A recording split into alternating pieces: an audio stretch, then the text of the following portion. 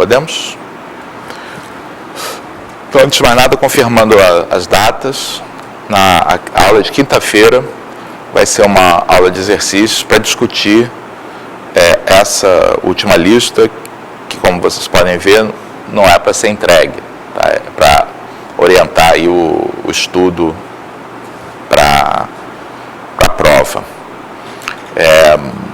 Está marcada a aula de quinta-feira de manhã, e é claro que, se for preciso, se o tempo for curto, isso pode se estender à tarde. O Leandro pode continuar a tirar dúvidas aí de vocês.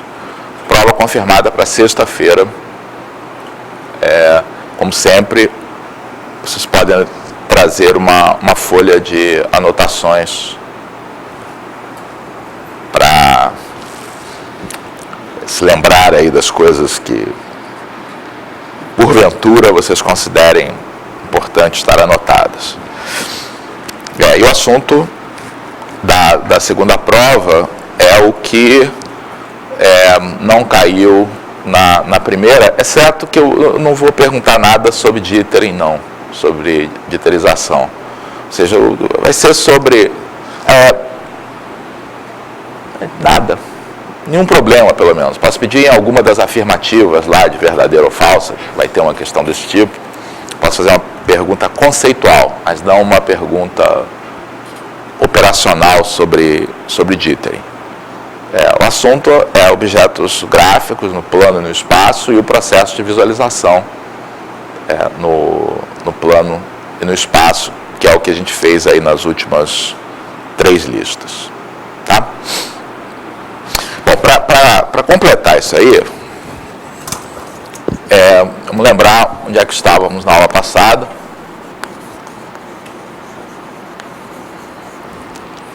Estava falando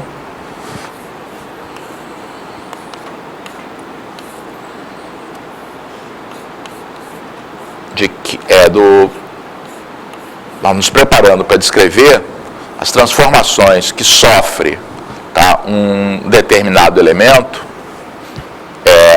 que você vai descrever um sistema de coordenadas que seja conveniente para representar as propriedades deste objeto. Você vai levá-lo para o sistema de coordenadas do mundo.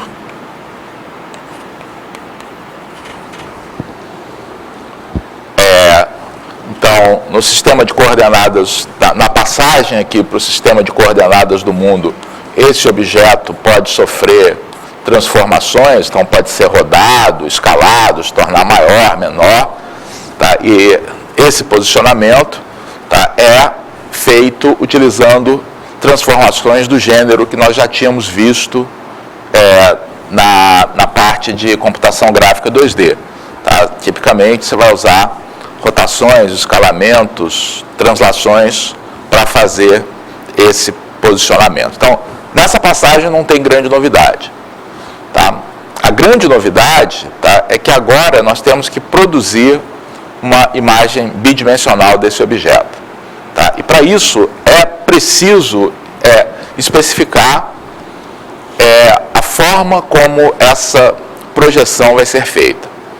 Tá? Então, na aula passada, nós começamos a discutir esse processo. Então, uma das coisas que a gente tem que especificar, tá, é a posição, tá, e orientação do observador. Tá? Através... então, como é que a gente vai especificar especificação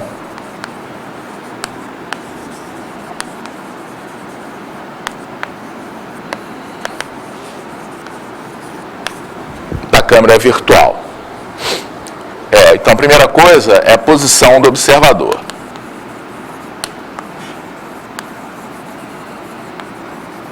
Então, isso não tem mistério.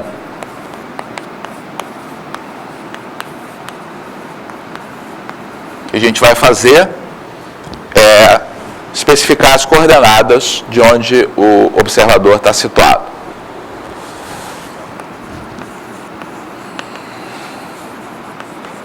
A outra coisa que é importante é qual é a orientação da câmera. Então, conforme eu disse na aula passada, isso equivale.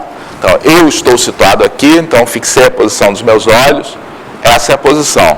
Mas na hora de fazer uma imagem da cena, tá, eu posso olhar nas diversas direções, tá, e posso colocar o meu plano de projeção, tá, em diversas posições, e ainda eu posso delimitar como é que a imagem vai ser tomada nesse plano, o retângulo correspondente à imagem, também de diversos modos. Tá? Então, essa orientação da câmera, tá, ela é dada por uma base ortonormal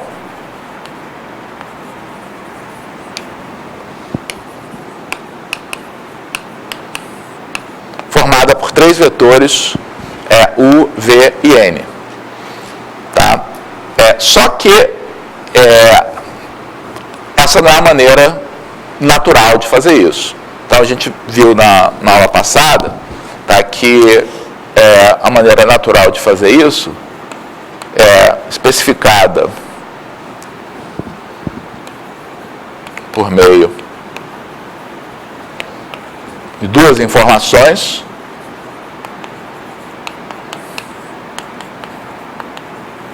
que normalmente são chamadas nos sistemas gráficos de lookat, tá, o ponto principal, tá, e VAP, que é a informação de uma direção no sistema de coordenadas do mundo que você gostaria que aparecesse na vertical da sua imagem. Tá?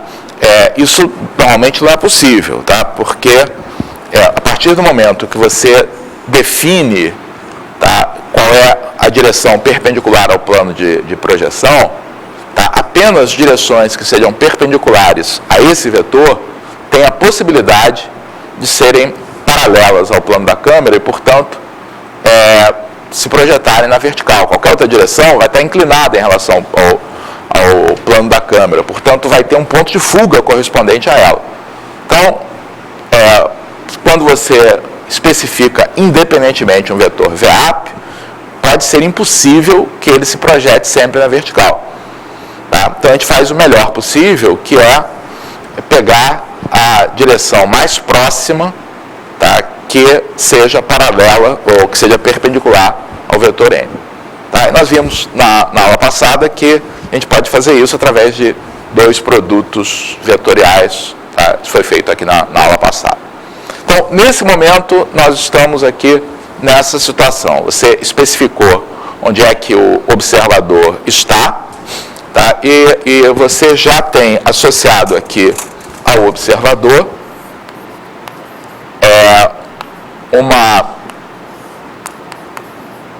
um referencial UVN formado por 3 vetores ortonormais. Tá? Vetores unitários perpendiculares uns aos outros. Agora, nós temos que descrever como é que é a formação da imagem. Deixa eu só mudar aqui um pouquinho a posição desse N. Facilitar aqui meu desenho. Agora eu tenho que colocar onde é que vai estar o plano de projeção, tá? E qual é o retângulo desse plano, tá? Onde a imagem vai se formar. Então, o plano de projeção vai ser um plano perpendicular a N. Tá? Então, a posição desse plano é definida uma vez que você fixe qual é a distância, tá, entre o plano de projeção, tá, e o vetor e o observador. Então, digamos que esse nosso plano de projeção esteja aqui. Então, você fixou esse nosso plano de projeção, vou colocar ele mais abaixo um pouco.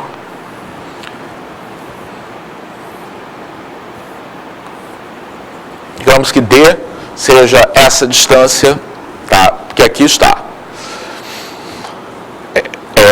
A próxima coisa que falta a gente especificar, tá, é qual é janela no plano de projeção. Quer dizer, na verdade, a gente tem que especificar a posição do plano de projeção. Isso é especificado através da distância D até o observador. Então, você vai dizer qual é a profundidade no qual essa imagem vai ser tomada. Tá? E aí, uma vez que você faz isso, né, dentro aqui desse plano de projeção, fica definido um sistema de coordenadas que é a projeção do sistema de coordenadas lá do mundo. Tá?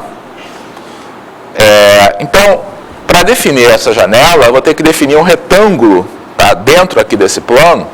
Tá? E definir um retângulo aqui dentro desse plano corresponde a definir quais vão ser os vértices desse retângulo aqui a ser formado. Quer dizer, a janela de projeção é um retângulo que é definido através de dois vértices extremos, tá, dentro desse sistema UV que a gente formou aqui.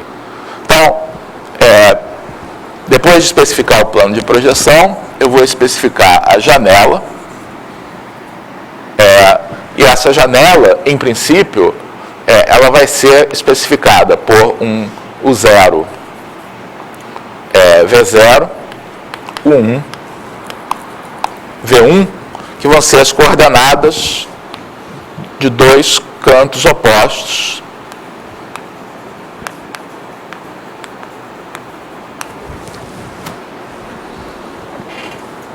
Ok?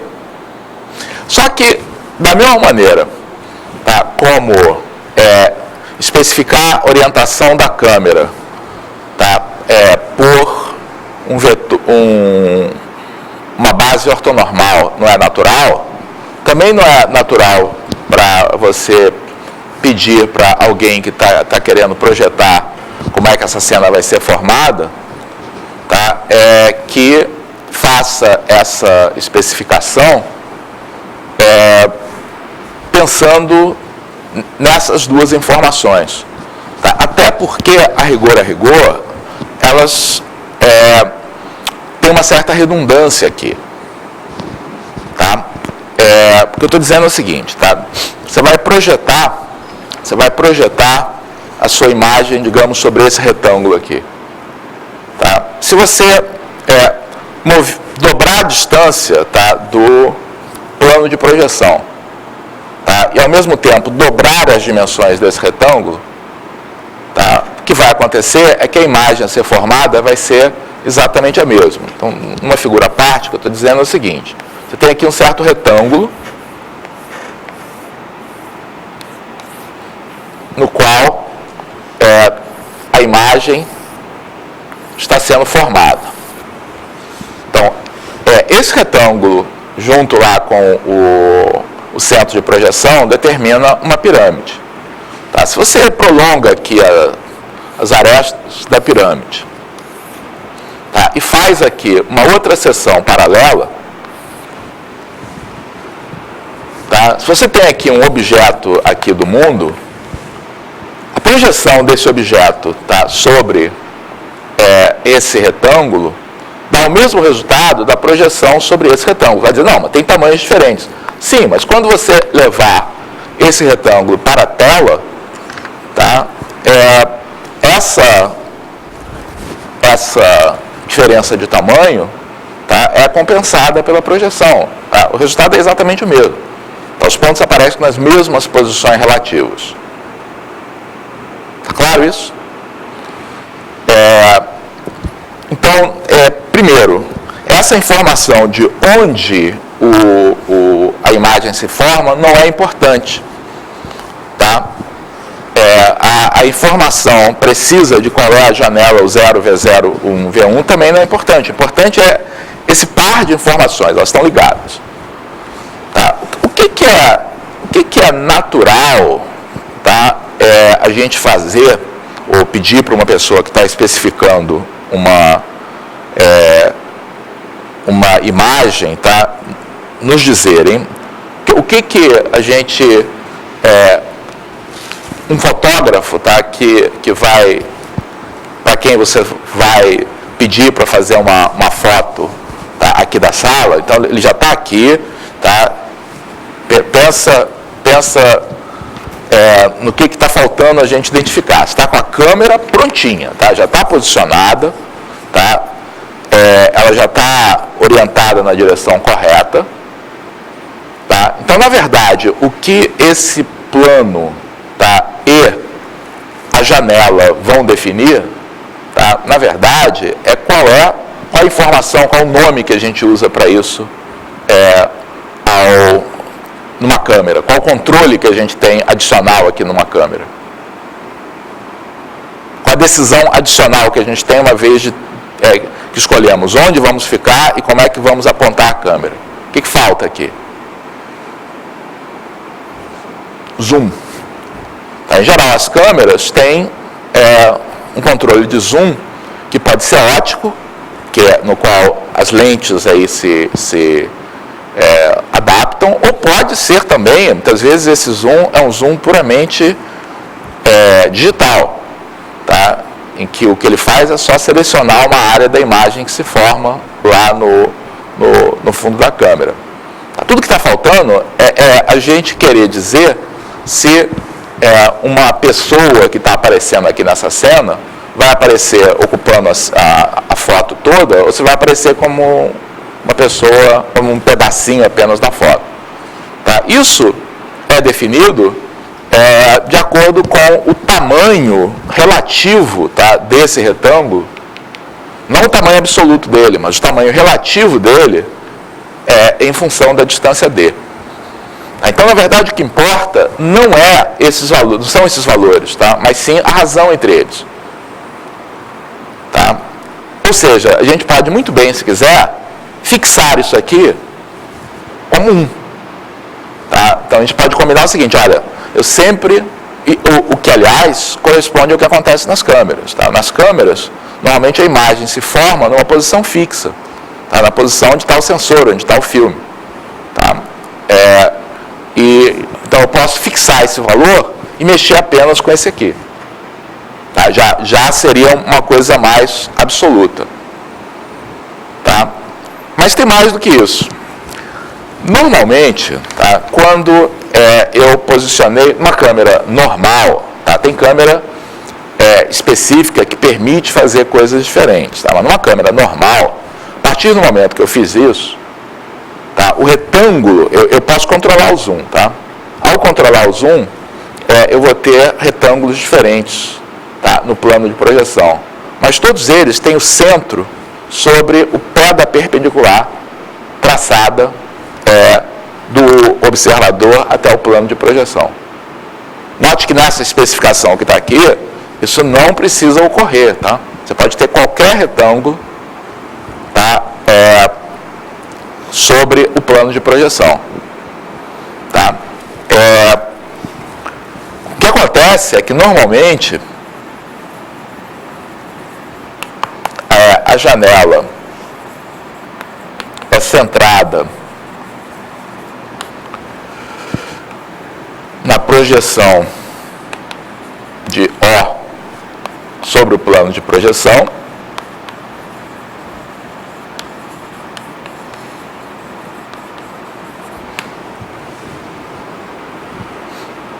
tá? E aí a coisa fica mais fácil. Tá? No momento que você especifica que a janela está centrada, tá? Na verdade, você fica só com um parâmetro, tá, para definir, que é a abertura da imagem. E é caracterizada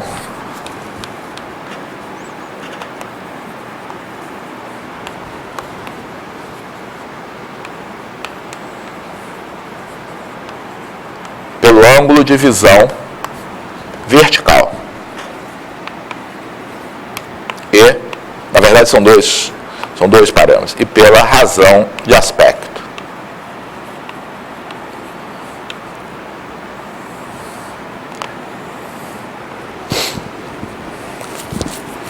Então, no lugar de você ficar fornecendo, tá, qual é o zero, qual é o V0, qual é o 1 e o V1, você,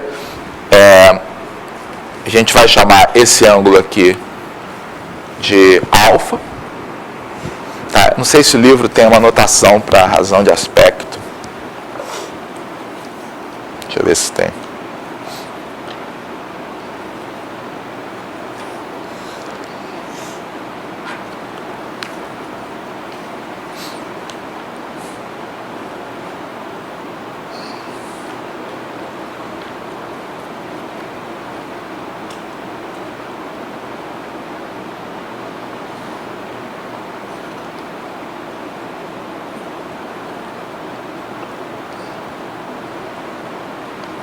Não, acho que não tem.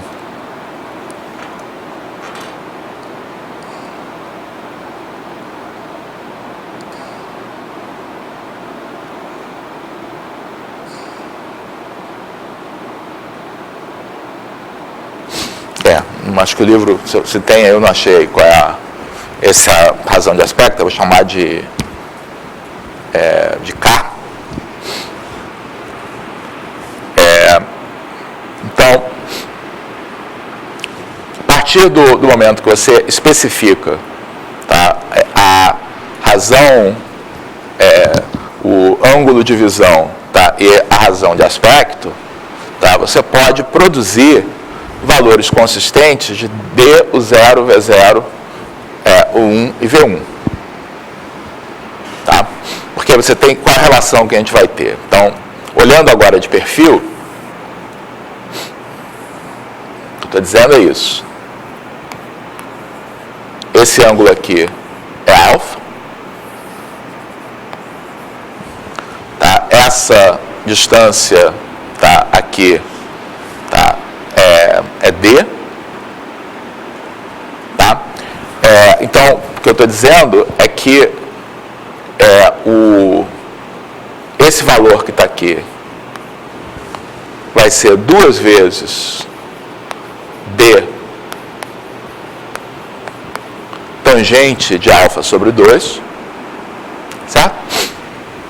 Então, que é alfa sobre 2, D vezes tangente de alfa sobre 2 é essa medida, tá? 2 vezes D tangente de alfa sobre 2 é essa medida. Na verdade, eu nem precisava desse 2, porque o que eu estou interessado mesmo é nessa medida aqui. Porque então eu fico com os seguintes valores. V1 é D tangente de alfa sobre 2. V0 é menos D tangente de alfa sobre 2. Tá? E os valores de U0 e U1 são obtidos os valores de V0 e V1 multiplicando pela razão de aspecto. Então, eu multiplicando isso aqui por D, eu vou obter multiplicando por K, eu vou obter o U1, que é KD tangente de alfa sobre 2. E aqui, multiplicando por K, eu vou ter o U0 menos KD tangente de alfa sobre 2. Onde o valor de D é arbitrário, tá? Você pode escolher o D que você quiser. Oi. Normalmente é. Então, por exemplo, a gente está definindo desse modo aqui, tá? Então, numa tela usual de computador, a razão de aspecto é 4:3. Tá? Então, proporcional a 4 na horizontal para 3 na vertical.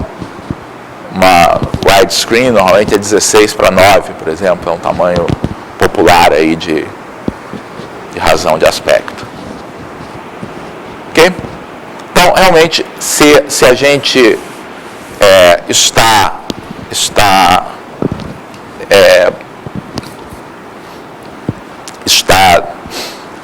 dentro da situação usual, tá, de ter uma câmera no qual a gente quer que a janela de projeção seja um retângulo cujo centro é o pé da perpendicular conduzido do observador, tá, a gente não precisa pensar em coordenadas, tá, a gente pode pensar em abertura.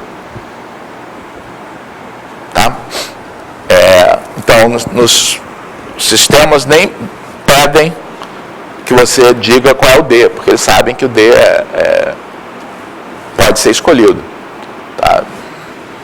Na verdade, o D, na hora de fazer as contas, tá? A gente pode usar a próxima informação. A próxima informação, que é a última que falta para a especificação,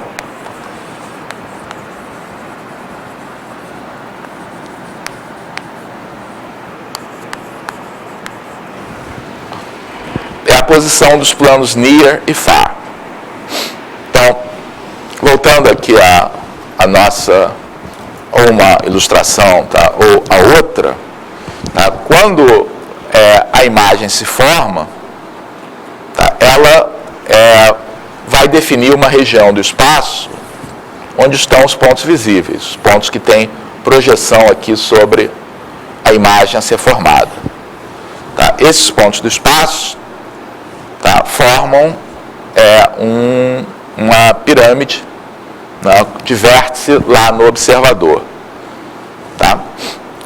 Só que para a gente poder registrar a informação de profundidade com a precisão desejada, é conveniente, tá, e isso na verdade pode ser explorado na hora de se fazer técnicas de visualização, é conveniente que a gente forneça que região é de interesse, tá? Qual é a região em que os elementos a serem visualizados vão estar.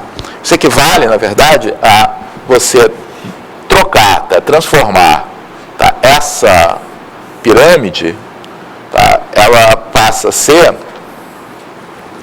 na verdade, um tronco de pirâmide, né? Que é delimitado por um plano mais à frente, tá? E outro plano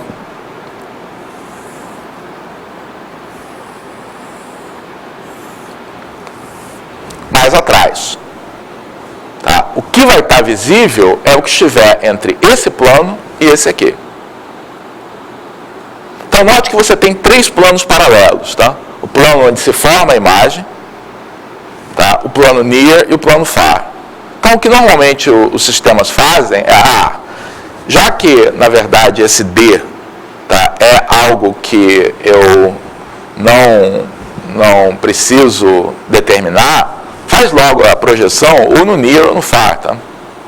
Ou seja, estabelece que a projeção vai ser feita ou no plano da frente, tá, ou no plano de trás aqui da nossa imagem, para efeito aqui das contas que vão ser feitas. Então, a especificação disso aqui, em geral, é dada através dessas distâncias.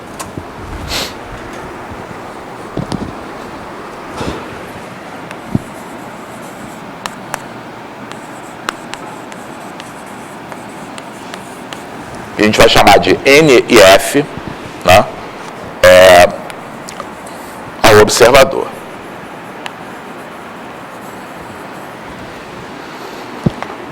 Certo? Então, eu especifico, por exemplo, que eu vou tirar uma foto daqui e os meus objetos de interesse são aqueles que estão entre 3 metros de profundidade e 10 metros de profundidade. Tá? O que estiver mais próximo do que isso, eu vou ignorar. Então, nesse sentido, a imagem sintética é diferente da visão natural, que a gente não tem como ignorar nada que esteja no nosso campo visual. E permite efeitos, né, de transparência, etc., embutidos de maneira natural aí no processo. Tá? Então, aqui estão todos os parâmetros. Então, recapitulando, posição e orientação da câmera, tá?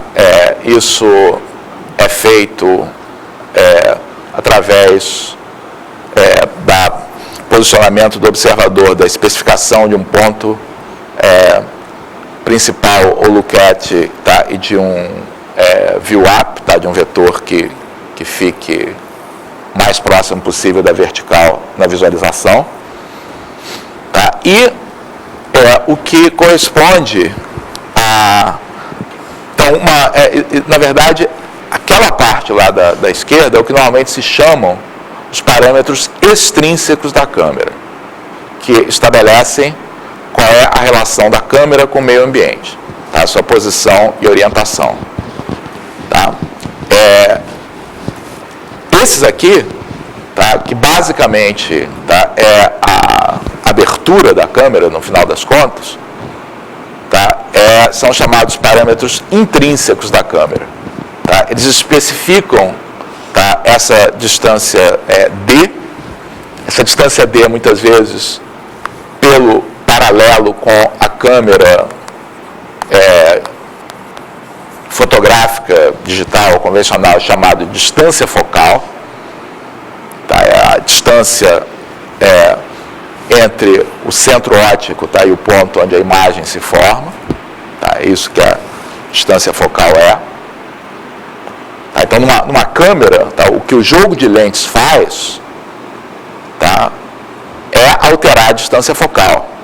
Quer dizer, mas como alterar a distância focal se o filme está preso lá?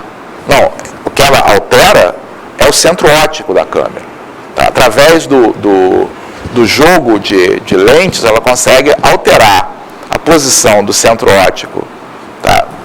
Lá do obturador para mais à frente e mais atrás. É por isso, por exemplo, que quando você tem uma teleobjetiva, né, é uma lente maior, exatamente para que esse centro óptico fique mais à frente, aumente a distância, tá, entre o filme, tá, e a câmera, por exemplo, entre o lugar, tá, onde a imagem vai se formar. Quando aumenta, numa câmera verdadeira, você tem, tá, uma área fixa, tá, e você tem uma certa distância. Tá? Qual é o efeito de você aumentar essa distância? Se você aumenta a distância, você diminui o ângulo de abertura. Quando você diminui o ângulo de abertura, você captura uma porção menor do mundo. Quando você captura uma porção menor do mundo, o que você captura aparece maior na imagem. Tá? É isso que uma teleobjetiva faz. Ela diminui esse ângulo, tá? E com isso as coisas do mundo aparecem maiores porque elas ocupam uma parte maior dentro da imagem. Tá? Então, numa câmera de verdade, o que a gente manipula de fato é a distância focal. Ok? Muito bem. Então, isso que está aqui é basicamente o que você tem que saber para poder usar um sistema gráfico. Então, para você poder usar um sistema gráfico, você tem que saber especificar, tá, essas informações que aqui estão. Para você poder implementar um sistema gráfico, tá, você tem que fazer as transformações, tá, que levem, tá, o nosso chamado frustrum de visão, ou volume de visão, tá, num paralelepípedo padrão. Tá?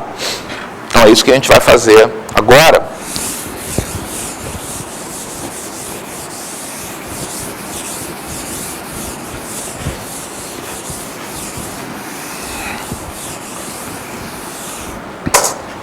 Então o que a gente vai fazer, tá, é transformar, tá, as coordenadas de um ponto que estão dadas no sistema de coordenadas do mundo para o sistema de coordenadas, inicialmente o sistema de coordenadas da câmera, tá, e depois no sistema de coordenadas da câmera, tá, a gente vai transformar. Então o primeiro passo é exprimir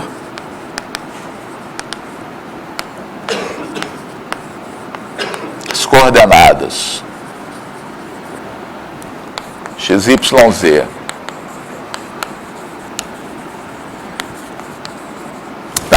exprimir no sistema de coordenadas da câmera as coordenadas de um ponto x, y, z,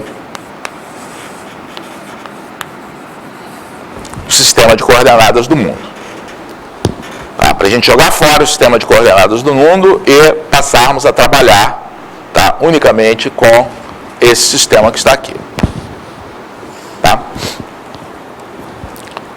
Então, o que a gente vai ter que fazer? Então, esse é um problema que nós já estudamos lá na computação gráfica bidimensional. Tá? Então, fazer isso aqui equivale a aplicar uma transformação afim, tá? Que é a transformação afim que descreve o que eu tenho que fazer com o sistema de coordenadas da câmera, tá? O que eu tenho que fazer com o referencial da câmera para deslocá-lo para o referencial do mundo. Tá? Então, o que eu tenho que pensar é isso. Tá? Vocês lembram lá do nosso teorema que mostra que essa transformação se dá de acordo com essa transformação inversa. Né? Então, para eu transformar as coordenadas de um sistema para outro, a matriz que faz isso é a matriz que descreve como é que o outro referencial é levado no primeiro. Tá? Então, o que eu tenho que fazer, e essa transformação expressa no novo sistema de coordenadas que está sendo movido. Tá? Então, o que eu tenho que fazer é descrever transformação V que leva o referencial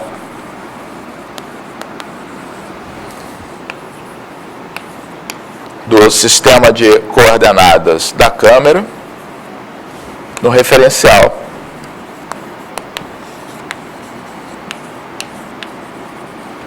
do sistema de coordenadas do mundo. Então, isso tem duas coisas, tá? Tem uma translação, tá? E tem uma parte linear. Tá? Então, a translação, qual é a translação? A translação que eu tenho que aplicar, tá? É a translação que leva, tá? O ponto O, tá? No ponto que eu vou chamar de M, que é a origem do sistema de coordenadas do mundo. Tá? Então, a translação é OM. Quais são as coordenadas de OM?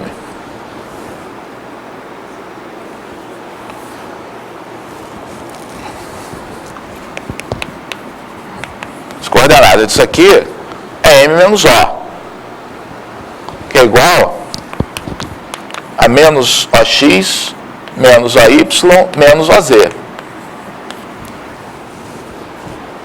Mas é isso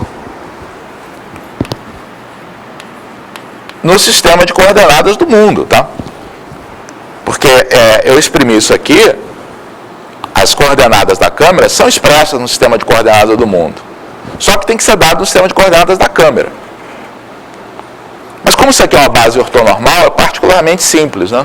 Então, para eu exprimir um vetor em relação a uma base ortonormal, basta eu fazer o produto interno, tá, desse vetor, tá, com as componentes, tá, do U, V e N. Então, se eu quiser fazer isso aqui no sistema de coordenadas da câmera, o que eu tenho que fazer é que esse vetor OM vai ser dado pelo coordenadas OX, OY, OZ, quer dizer, menos OX, OY, OZ, produto interno com cada um dos vetores. Eu tenho que fazer o produto escalar disso com o vetor U, com o vetor V,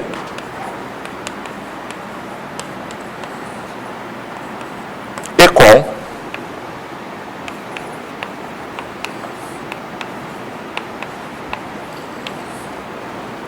o vetor N.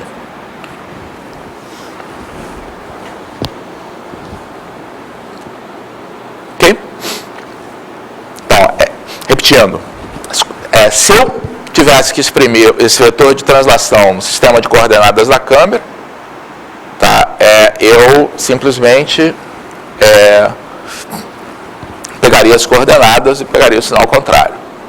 Só que eu tenho que exprimir esse vetor no sistema de coordenadas, isso aí seria para o sistema de coordenadas do mundo, mas eu tenho que exprimir no sistema de coordenadas da câmera. Então, eu tenho que projetar esse vetor nas direções U, V e N. Tá? Como esses vetores são unitários e mutuamente ortogonais, eu calculo essas projeções simplesmente pelo produto interno com cada uma delas. Ok? Então, a translação que eu tenho que fazer, tá, é essa.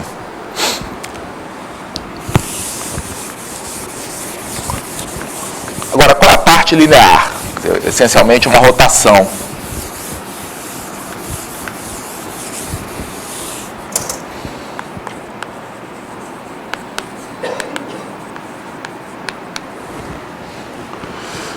Então, a transformação que leva o referencial XYZ no referencial UVN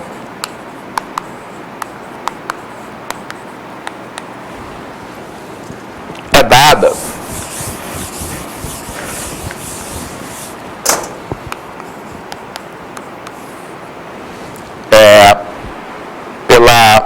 pela matriz que exprime U, V e N, tá? Em função dos vetores da base canônica. Tá? Então, isso aqui, se você, quando você aplicou lá as transformações, lá aplicou o VAP e tudo, você obteve U, V e N expressos no sistema de coordenadas do mundo. Tá? Então, você tem que descrever, tá, exatamente como é que essas... qual é a imagem, tá, exatamente, tá, de cada um, tá, desses vetores. Então, qual é a imagem, tá, do vetor unitário do mundo? A imagem do vetor unitário do mundo, quando você leva, tá, o sistema de coordenadas do mundo para o sistema de coordenadas da câmera, você vai levar um vetor que era 1, 0, 0 em coordenadas do mundo para o vetor U, que tem coordenadas o X, o Y, o Z.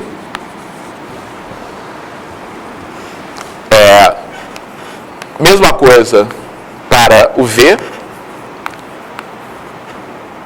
e para o N.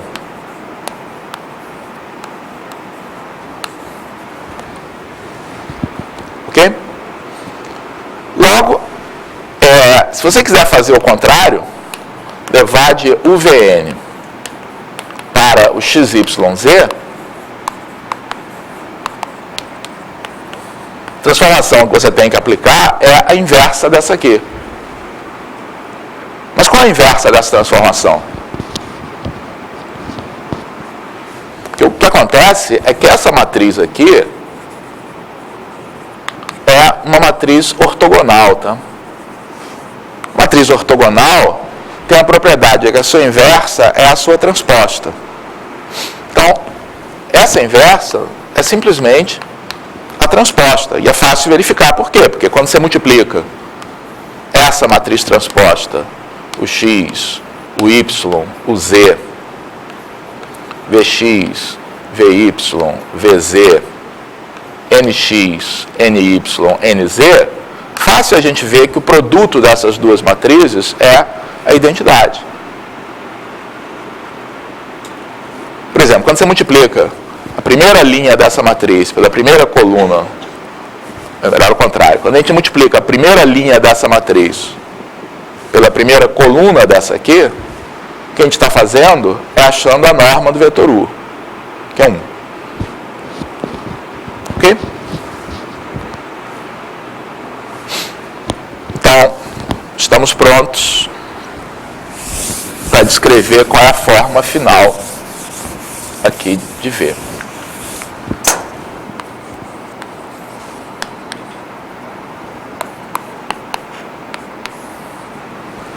Então, a transformação que vai descrever a passagem do sistema de coordenadas do mundo para o sistema de coordenadas da câmera, tá? É uma transformação afim, que no espaço tridimensional é descrita por uma matriz 4x4. Tá? Então, a parte dela, ela vai ter essa cara que está aqui.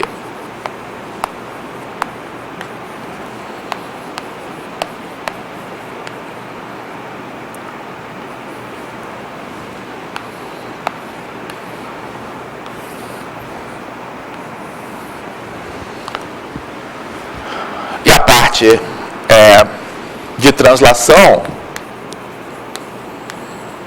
ela é formada por esses produtos internos aqui, tá? Então, eu vou representar isso aqui, esse aqui é o vetor menos MO, tá? Multiplicado por U, menos MO multiplicado por V, menos MO multiplicado por N. Ok? Você pega o vetor que nos dá a posição do mundo. É melhor, não precisa nem colocar esse M aqui, para facilitar a notação. Vou colocar menos O, onde o O é o OX, OY, OZ. Tá? É isso aqui que a gente está fazendo aqui nessa transformação. Ok? Então,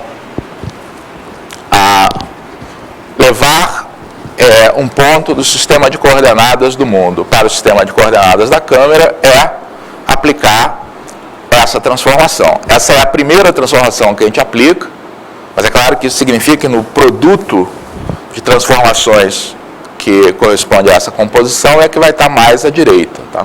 Aqui no produto. Tá? Muito bem. Então, já temos o nosso ponto expresso, tá? No sistema de coordenadas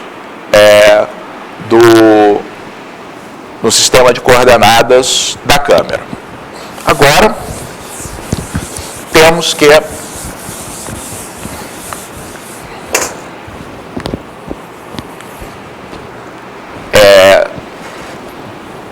aplicar o segundo passo, que é aplicar a transformação que leva o volume de visão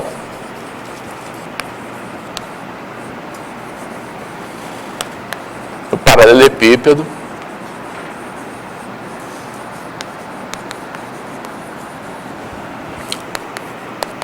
menos 1, menos 1, 0, 1.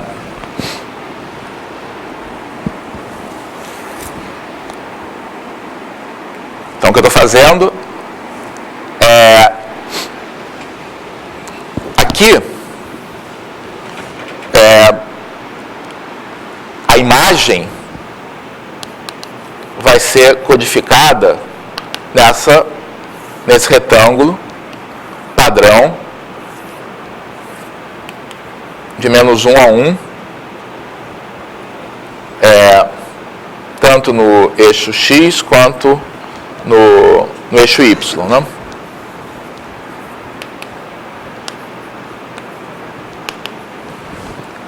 coordenadas vão ser levadas nesse quadrado de lado 2. Tá? Depois eu levo para a tela, tá? Mas esse negócio de levar isso aqui para a tela é algo que a gente já fez lá na computação gráfica 2D, tá? Não tem nem muito que me preocupar com isso. Tá?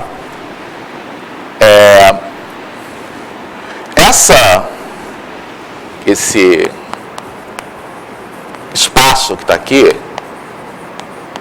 chamado espaço normalizado. Tá? Então, essa transformação, chamada transformação de normalização, tá? Da câmera. Aqui vai estar codificada a profundidade dos pontos. Não é bem a profundidade, não é a distância ao observador. Tá? É a posição do plano paralelo ao plano de projeção em que cada ponto se encontra. Tá? Então aqui vai aparecer, tá, qual é a profundidade. Note que uma vez que a gente tenha feito isso, fica muito fácil, né? A gente, por exemplo, saber se um determinado ponto está visível ou não. Porque você calcula essas projeções, ele vai estar visível quando ele estiver dentro desse paralelepípedo, que é uma coisa trivial da gente fazer. Aqui, você podia ficar em grandes dúvidas, tá? Tem um ponto aqui do espaço. Saber se ele está dentro aqui desse tronco de pirâmide não é uma coisa tão simples assim de determinar. Mas uma vez que a gente tem aplicado essa transformação, fica trivial a gente saber quais são os pontos que têm que ser desenhados, quais são os pontos que não têm que ser desenhados.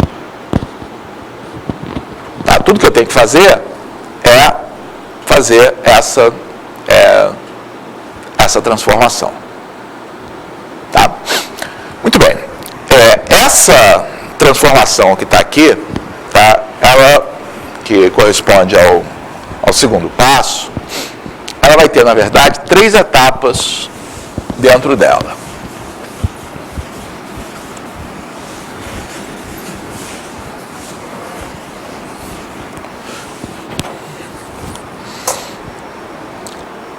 Tá? Então, a gente vai fazer isso aqui, tá, em 3 etapas. A primeira etapa, vou chamar de centralizar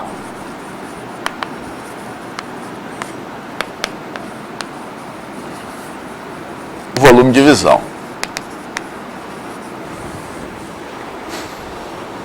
Então, digamos que aqui esteja o observador, tá? Aqui esteja o plano de visão. Eu vou representá-lo aqui em perfil, tá? Representa aqui em perfil, eu vou representar aqui apenas o eixo N, tá? E aqui o eixo V. Então, estou olhando as coisas assim, perpendiculares ao eixo U.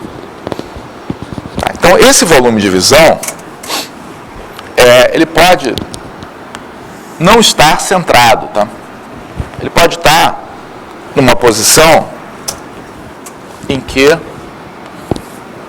o retângulo que eu estou observando não esteja exatamente na minha frente, ele pode estar mais para o lado, tá? Tanto no eixo V, tá? Quanto no eixo U. Tá? Então, a transformação que eu vou querer fazer aqui é essa. Tá?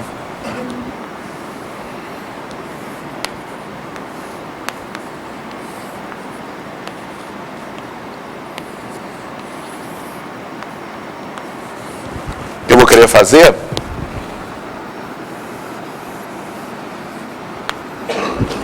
isso,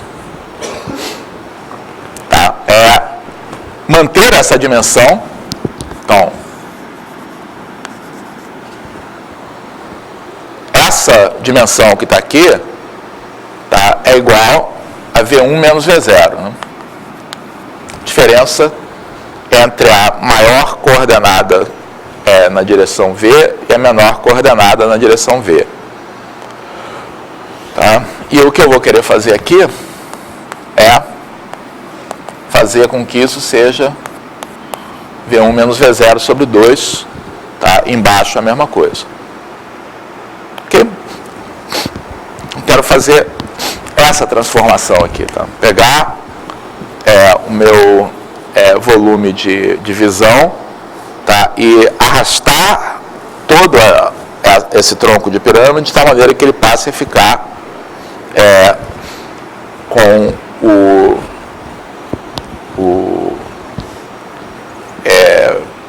eixo, né, o ponto que passa pelos centros dos retângulos, perpendicular ao plano de projeção. Tá? Que tipo de transformação é essa? Como é que chama uma transformação desse tipo?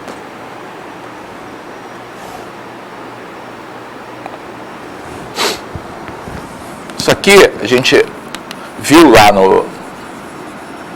estudou isso aqui no caso de computação gráfica bidimensional. Eu disse que ia usar depois, que é um cisalhamento, tá? O que acontece é que em cada plano perpendicular a n, eu tenho uma translação.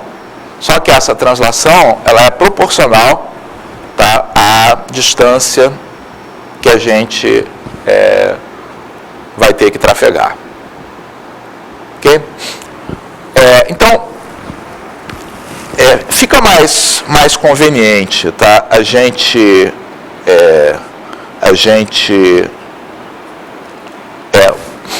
no lugar de exprimir, tá, essa transformação, tá, em termos de o 1, o 0, V1, V0, tá, a gente fazer o seguinte, tá, na janela de projeção, tá, eu vou representar isso aqui como o 0,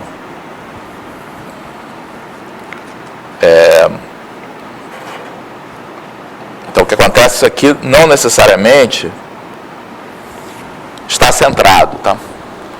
Então, esse aqui é o 0, tá? Esse aqui é o 1, esse aqui é o V0, tá? Esse aqui é o V1. Tá?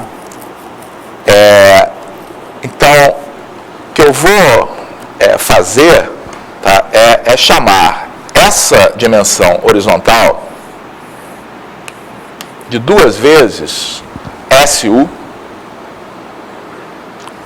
Vou chamar a direção vertical, tá, de 2 vezes, tá, SV. Tá? E vou chamar o centro desse retângulo, para usar a notação aí do livro. Então, esse centro vai ser chamado de C índice U, C índice V. Tá? Então, é claro que essas relações todas aqui são imediatas, né? Então, o que é o SU? SU é o 1 menos o 0 sobre o 2. O que é o CU? CU é o 0 mais o 1 sobre 2. Mas é mais conveniente a gente escrever essa transformação, tá, em termos, tá, dessas informações, que são qual é o centro, tá, e qual é a amplitude da janela de visualização. Tá? Então, como é que vai ser esse nosso cisalhamento?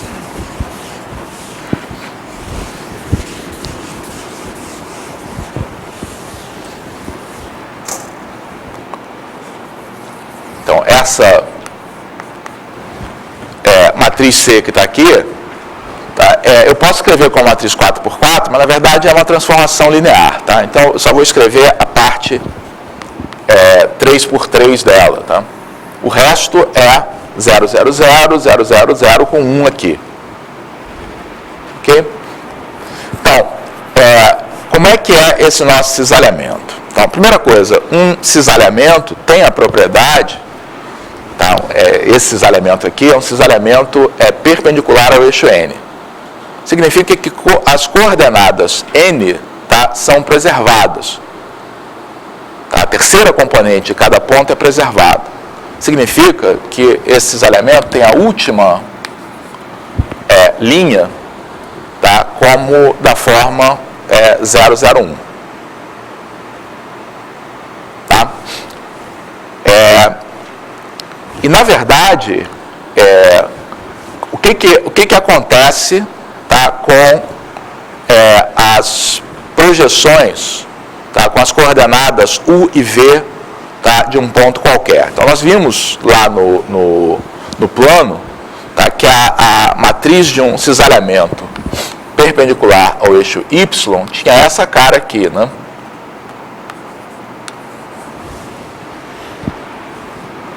Significa que a coordenada x é afetada por um valor que vai depender de y.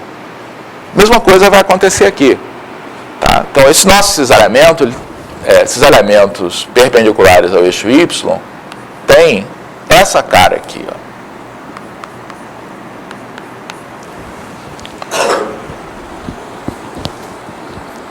O que isso aqui está dizendo? Que quando eu aplico esse cisalhamento a um determinado ponto, a coordenada x vai ser dada por ela mais um certo múltiplo da última componente. Tá? A coordenada v, a mesma coisa.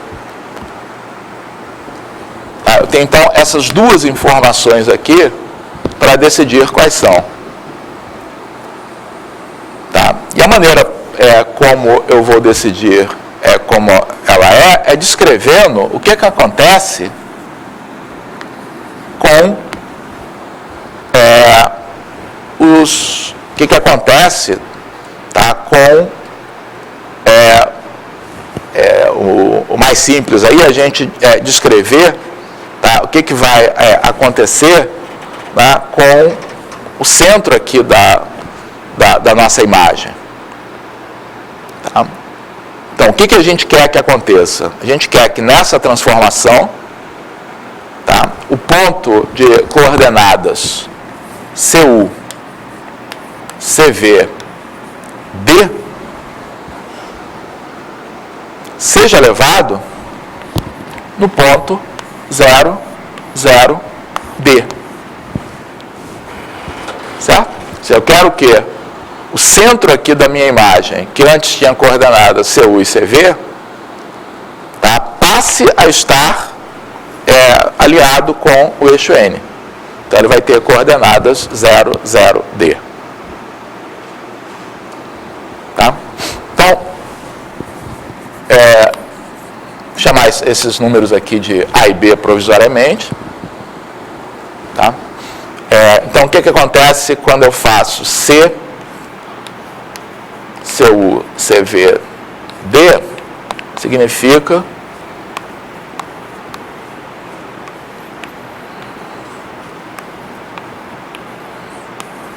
fazer essas contas aqui, né? Então, isso vai ser CU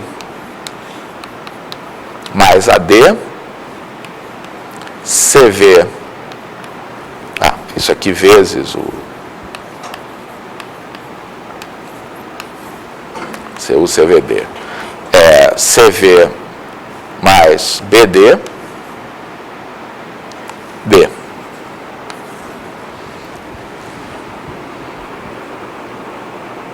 Daqui vai sair, isso tem que ser igual a 0. Então, o A tem que ser igual a menos D menos CU sobre D. E o B tem que ser menos CV sobre D. Tá? Então, conclusão é que a nossa matriz C é essa. 1, 0, menos CU sobre D, 0, 1, menos CV sobre D, 0, 0, 1.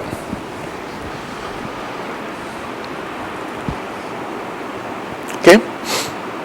Então, essa é uma transformação que puxa esse nosso esse nosso volume de visão, de tal forma que o centro, que antes estava colocado num ponto de coordenada CU e CV, tá, passe a ter o seu centro colocado sobre o eixo N. Tá? Então, esse primeiro passo a ser aplicado, tá, é essa matriz, que, volto a dizer, quer dizer, na hora que a gente vai fazer a composição com essa parte aqui e com as transformações projetivas, tá, você vai precisar escrevê-la com a matriz 4x4. Tá? Então, está implícito aqui que nessa hora você vai colocar os zeros e o 1 para escrevê-la como uma matriz 4x4. Ok? Então, essa parte está resolvida. Segunda etapa. Nosso volume já está devidamente normalizado, já está devidamente centralizado.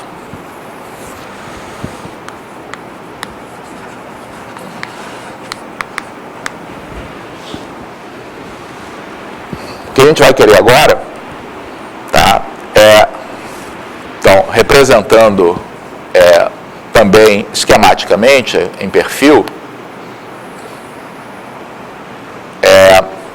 nós temos agora um volume de visão que agora é simétrico, tá, em relação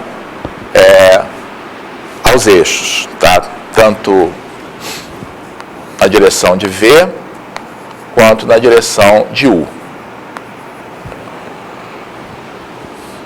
Aqui está o plano de formação da imagem, tá? Mas, na verdade, quem vai ser importante da gente considerar agora é o plano N, plano near e o plano far. O que a gente vai querer fazer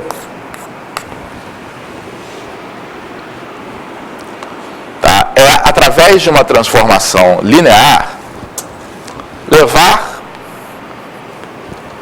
esse nosso volume de tal maneira que esse vértice aqui passe a ser o vértice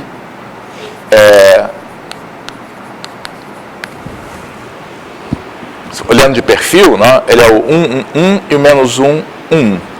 A gente vai querer que isso aqui passe a ser 1 e 1, lá no plano F, tá? E o N se ajuste, porque tudo que a gente vai querer aplicar aqui, tá, é uma transformação que é uma transformação de escalamento.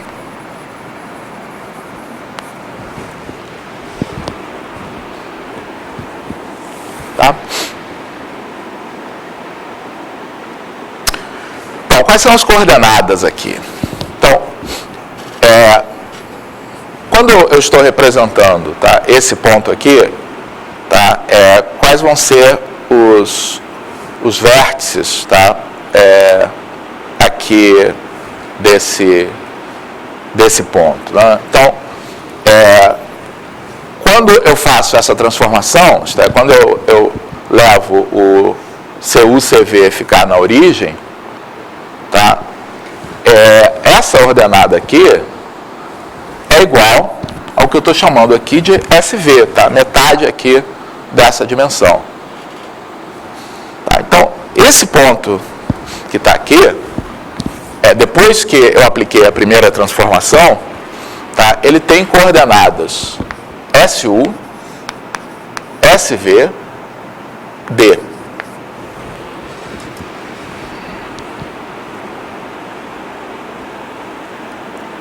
Então, o ponto correspondente que está lá no plano Fá tem coordenadas proporcionais a SU, SV e D com o fator de proporcionalidade igual a F sobre D. Então, esse ponto aqui é o ponto F sobre D SU, F sobre D SV, F. E esse ponto que está aqui é o ponto N sobre D SU, N sobre D SV, N. Todos esses pontos estão alinhados aí com essas retas. Ok? Então, como é que vai ser esse nosso escalamento aqui? Se nossa matriz é uma matriz de escalamento em cada eixo, então eu tenho essa cara, tá?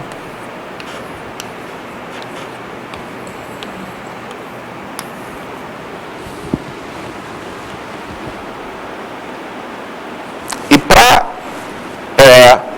calcular quais são esses valores, eu tenho que usar essa transformação, tá? O ponto de coordenadas F sobre D SU, F sobre D SV, F, tá? Tem que ser levado no ponto 1, 1, 1. Então, nesse caso não precisa nem fazer as contas ali, dá para a gente ler direto quais vão ser os fatores de escala. Então, na primeira componente, se F sobre D SU é elevado em 1, então o fator de escala nessa componente é D sobre FSU.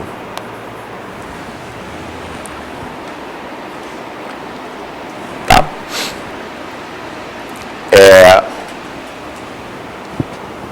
Mesma coisa para a segunda componente, D sobre F SV. Na terceira componente, tá? A gente vai ter 1 sobre F para levar o F em 1. Então, essa nossa transformação vai ter que ter essa cara.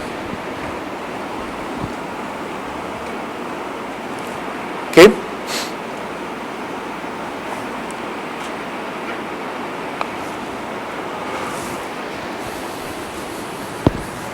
Também está implícito que quando eu for escrever isso aqui como uma transformação afim para poder compor, tem zeros e 1 aqui nessa posição.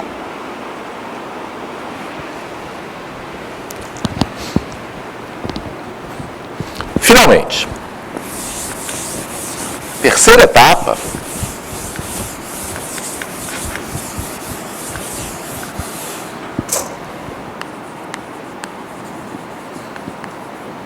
aqui sim eu tenho uma transformação projetiva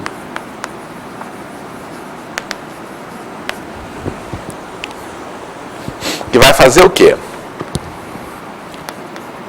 Novamente perfil aqui. Aqui está o N, aqui está o V.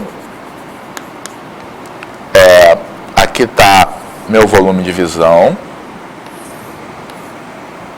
que é uma pirâmide quadrangular, quer dizer, um tronco de pirâmide quadrangular, né?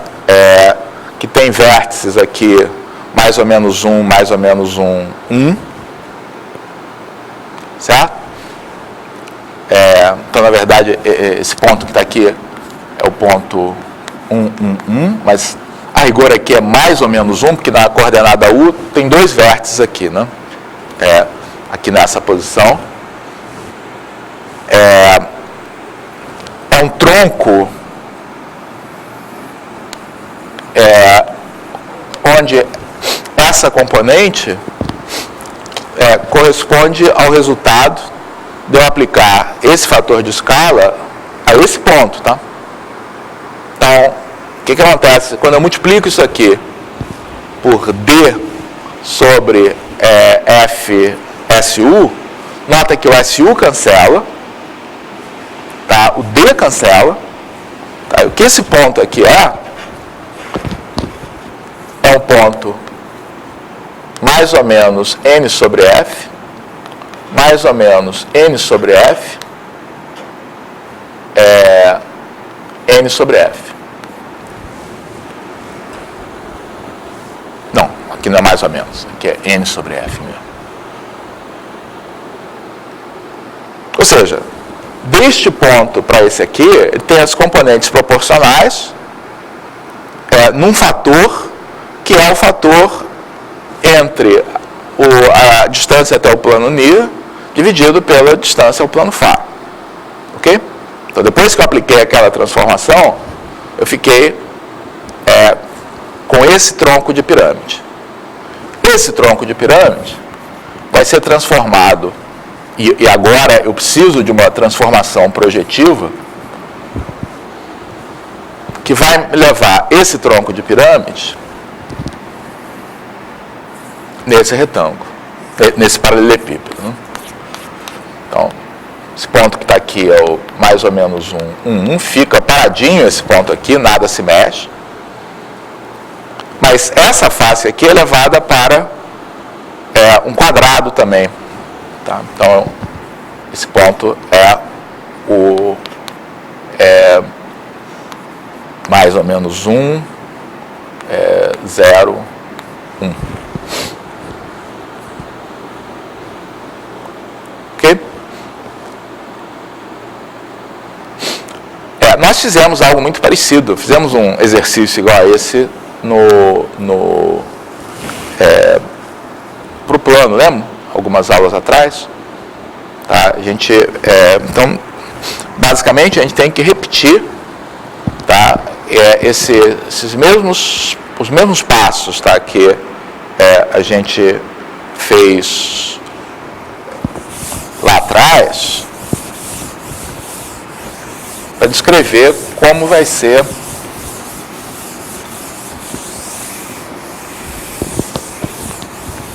essa transformação.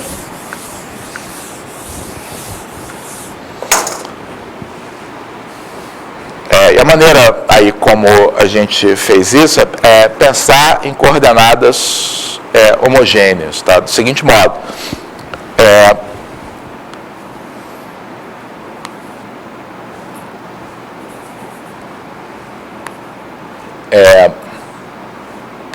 então, nessa nossa transformação,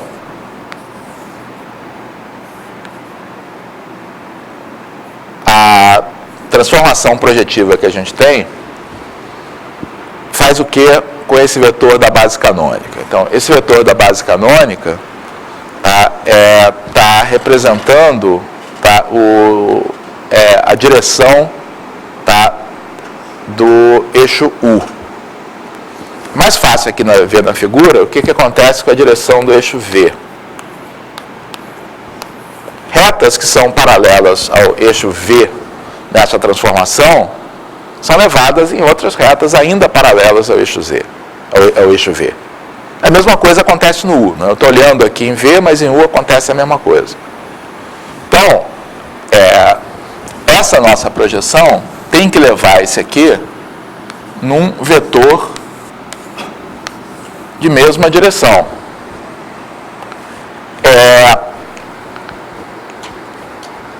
Na verdade, o vetor dessa direção pode ter qualquer múltiplo diferente de zero, mas e na verdade eu acho que eu vou deixar isso aqui como uma incógnita só para facilitar, tá, ficar com uma expressão mais simétrica. Tá? Então, lembre-se que eu posso escolher, tá, um desses termos, porque uma matriz de projeção ela fica determinada a menos de um fator multiplicativo. Então, eu tenho o direito de fixar um deles, mas não é esse que eu quero fixar, não. Da mesma maneira, esse vetor vai ser levado num vetor, tá, que é paralelo ao eixo Y, como está mostrando aqui na figura. Já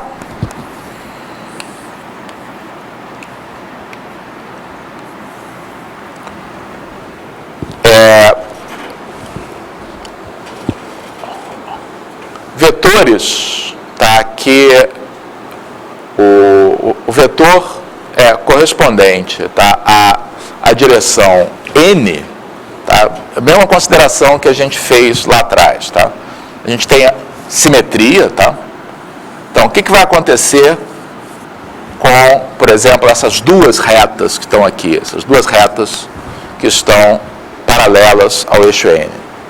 Olha, esse ponto fica parado, tá? E essas retas vão produzir retas simétricas que vão se projetar sobre um ponto do eixo n. Tá? Então, esse vetor que está aqui é elevado por p num ponto, tá, do eixo n. Portanto, é um ponto de coordenadas 0, 0, C e 1. Oi. Não, desculpe. É isso aqui que eu quis dizer.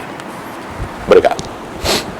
Quis dizer a direção no eixo Z, isso vai ser elevado num ponto, tá, que tem essas componentes. Tá? Então, nesse momento, eu estou fixando aqui uma das...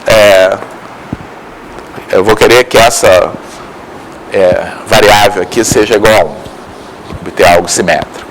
E, finalmente, falta dizer qual é o comportamento, agora sim, da origem.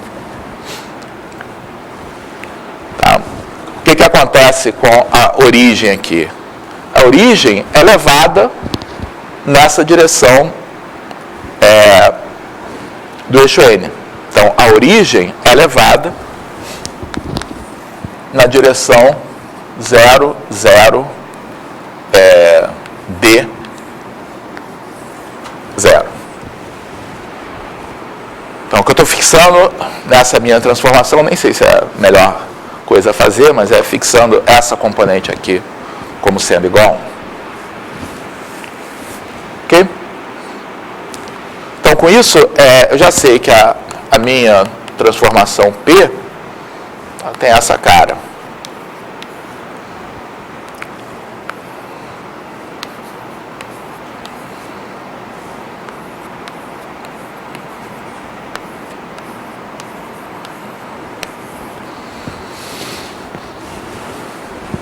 Tá, e agora, para achar esses valores, tá, eu vou pegar esses pontos específicos aqui.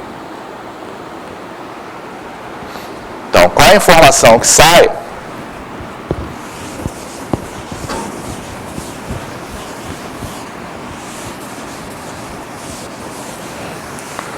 Qual é a informação que sai do fato de que 1 é elevado no ponto 1. Então, vamos aplicar aqui essa matriz ao 1. Então, a gente vai ter que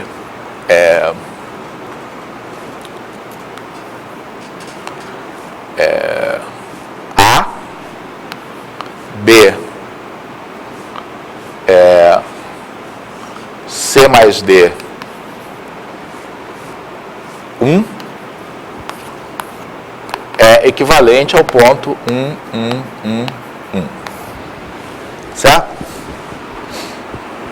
Então, daqui tem que ser proporcional, mas é igual por causa disso aqui. Então, temos que o A tem que ser igual a 1, A igual a B igual a 1, e temos que C mais D tem que ser igual a 1. Ok? Então, na verdade, já achamos A e B, só falta C e D. Agora, a gente usa outra correspondência.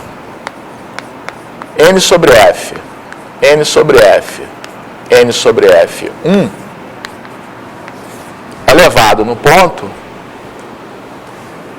1. escrevi errado essa componente aqui, tá? Esse ponto aqui não é mais ou menos 1, 0, 1, não. É mais ou menos 1, 1, 0. Tá? O 0 é do N, não do V. Então, esse ponto aqui é elevado no 1, 1, 0, 1. Tá? Bom, já sei que o A e B são iguais a 1, para facilitar a minha vida. Então, o que eu vou ter aqui? Vou ter N sobre F, quando eu multiplico por N sobre F, N sobre F, C, N sobre F mais D, N sobre F. Isso tem que ser equivalente a 1, 1, 0, 1. Quer dizer, não é, porque N sobre F não é igual a 1, não é isso, né? A equivalência aqui, em coordenadas homogêneas, é que tem que ser proporcionais. Tá? Então, esses três aqui estão proporcionais, tá ok? Então, a equação adicional que eu tenho, na verdade, é essa. C, N sobre F mais D tem que ser igual a 0. Então, eu tenho um sistema aqui com duas equações e duas incógnitas, que é o que eu preciso. Então,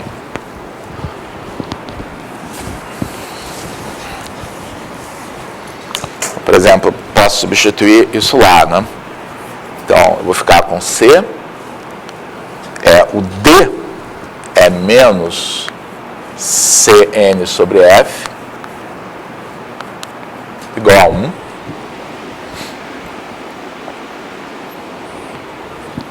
C que multiplica F menos N sobre F igual a 1. Então, C é F sobre F menos N. E o D é isso multiplicado por menos N sobre F. Então, vai dar menos N sobre F menos N.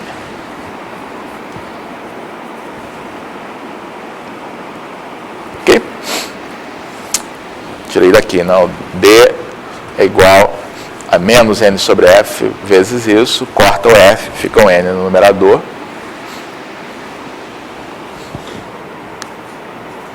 Logo, essa última transformação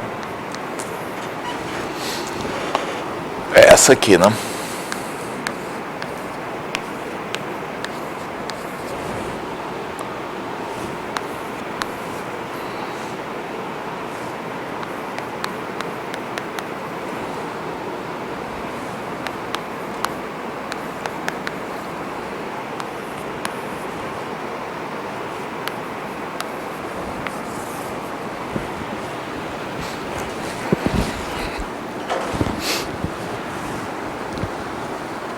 Ok?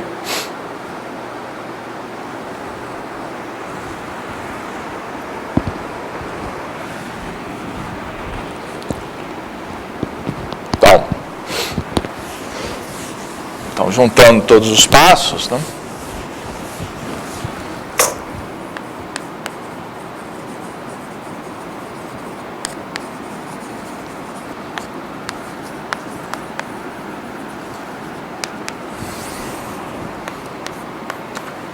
Então, qual é a nossa transformação?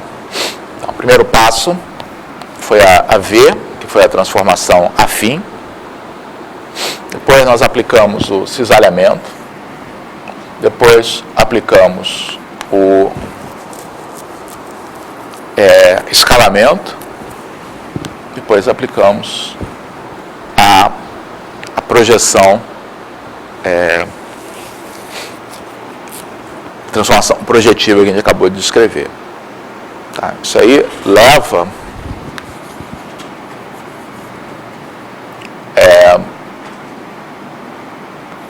as coordenadas XYZ, sistema de coordenadas do mundo, para o espaço normalizado.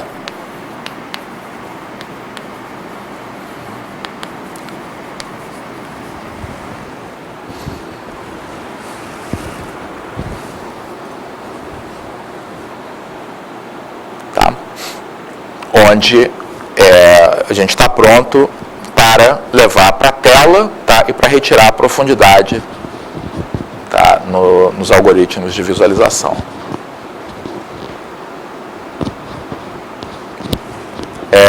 Transformação que leva para o espaço da tela, essa é análoga ao que a gente já estudou, né? É como se a window fosse -1, -1, 1, e aí você levava ao viewport, tá?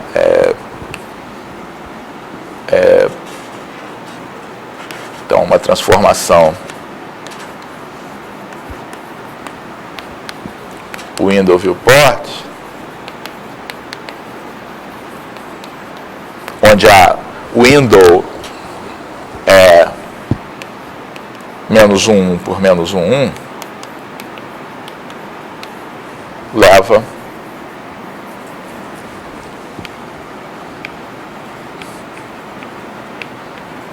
ao espaço do dispositivo.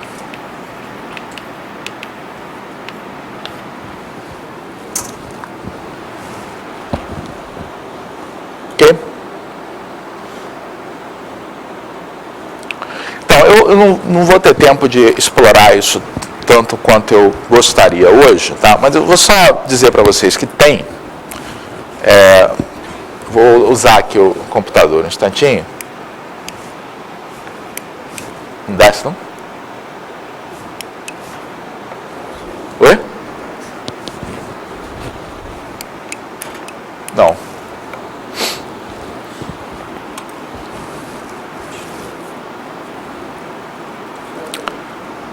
Não, eu posso até usar um pedaço só para mostrar para as pessoas que tem, mas preciso aqui também.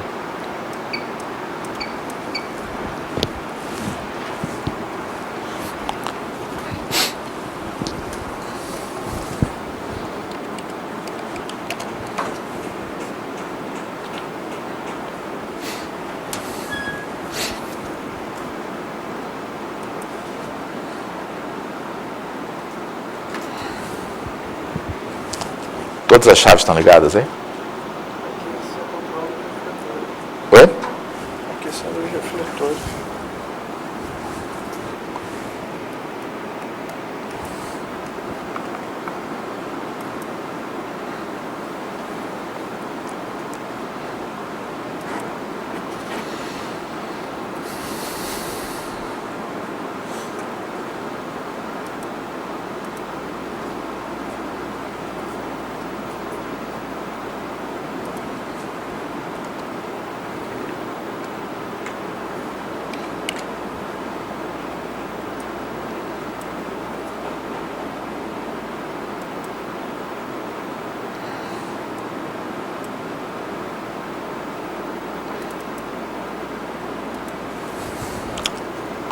Então, o que eu queria mostrar para vocês, tá, é que, exemplo do que a gente fez lá para computação gráfica bidimensional, tem também um ambiente, tá, para computação gráfica tridimensional, que a gente vai explorar mais aí na próxima semana. Tá? E só para ter uma ideia dos comandos que ele nos dá, tá? A gente tem transformações aqui análogas a que nós tínhamos no caso bidimensional, né? Então você tem rotação, translação, escala, etc. E tem novas facilidades que dizem respeito à definição da câmera. Tá? Então, por exemplo, a questão aí de posição, tá? Orientação e de parâmetros da câmera são dadas por esses dois comandos aí. Tá? Você pode, então, por exemplo, para descrever a câmera, você dá a posição do observador, CX, CY, CZ, do ponto de referência, que é o lookat, tá? E do vetor vertical XYZ, e aí ele produz, tá, essa câmera para você. Então, a figura que está sendo vista aqui, tá, corresponde a você tá visualizando um box, quer dizer, o cubo 0,1 por 0,1 por 0,1, com uma projeção que inicialmente é a projeção ortogonal. Tá? Então, a projeção ortogonal do cubo é isso aí que vai dar. Tá? Então, nas aulas aí da semana que vem, tá? Na terça-feira e na quinta-feira, a gente vai explorar um pouco mais esse ambiente, tá? Para ver menos do ponto de vista puramente matemático, mas do ponto de vista de perceber como é que isso,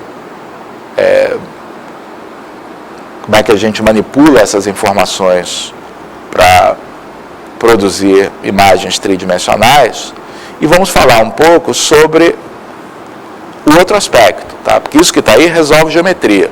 Então, o que vai ser feito aqui são imagens, basicamente wireframe, né? No qual você vai representar o objeto a partir das arestas. Mas a gente vai discutir um pouco do que é necessário para se ter visualizações realistas, tá, dos objetos. Ok? Então, esse material aí da semana que vem complementa aí o curso, é claro, não está incluído aí na prova. Até a prova é o que está na lista, tá, e que vai até entender como o uso das transformações aí do espaço nos permitem levar um objeto do sistema de coordenadas do mundo, tá, para esse sistema em que as coordenadas estão entre -1 e 1. Deixa eu só aproveitar também.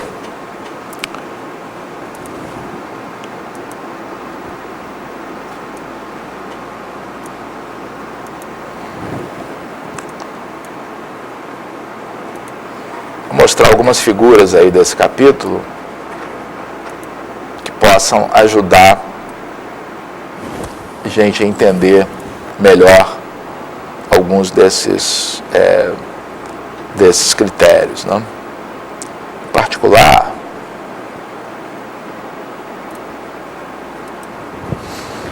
então, aqui, por exemplo, está as transformações que a gente fez aqui com figuras um pouco melhor feitas, tá? Então, você tem estão também em perfil, mas mostram o que acontece quando a gente leva um volume de visão para a posição centrada, tá? E depois para a posição prévia a ser levada para o espaço normalizado.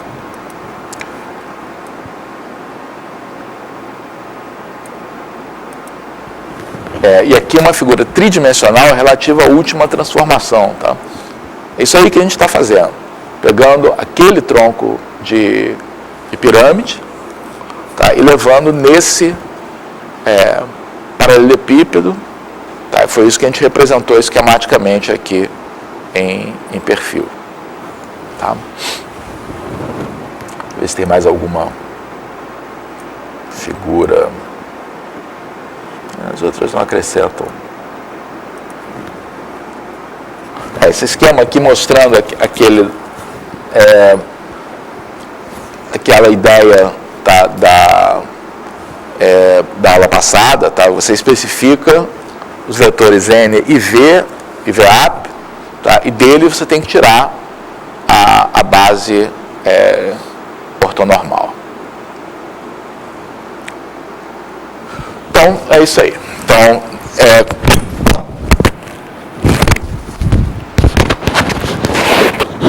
como eu disse antes, na quinta-feira a aula é uma aula de exercícios, está em cima dessa lista. E nós temos a nossa prova aí na sexta.